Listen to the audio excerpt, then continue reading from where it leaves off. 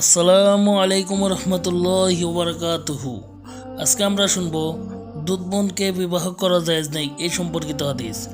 হজরত উকবাহ ইবনে হারেস রাদিয়াল্লাহু তাআলা আনহু হতে বর্ণিত, তিনি বলেন, আমি আবু ওহাব ইবনে আজিজ রাদিয়াল্লাহু তাআলা আনহু এর মেয়ে হজরত গুনিয়াহকে বিবাহ করার পর আমার কাছে এক মহিলা এসে বললেন, আমি উকবাহ তার বিবাহিত স্ত্রী গুনিয়াহকে বুকের দুধ পান করিয়াছি, যাতে তোমরা স্বামী স্ত্রী উভয়ে দুধ ভাই বোন হয়েছ।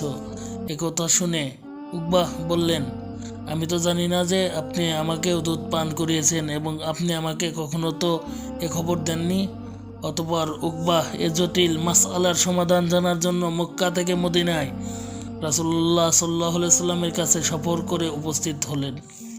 রাসূলুল্লাহ সাল্লাল্লাহু আলাইহি সাল্লামের কাছে মাসআলা উপস্থিত করার পর তিনি বললেন, তুমি তার সাথে কিভাবে মেলামেশা করবে অথচ বলা হচ্ছে সে তোমার বোন? অতঃপর উকবাহ তাকে তালাক দিয়ে অন্য মহিলাকে বিবাহ করলেন।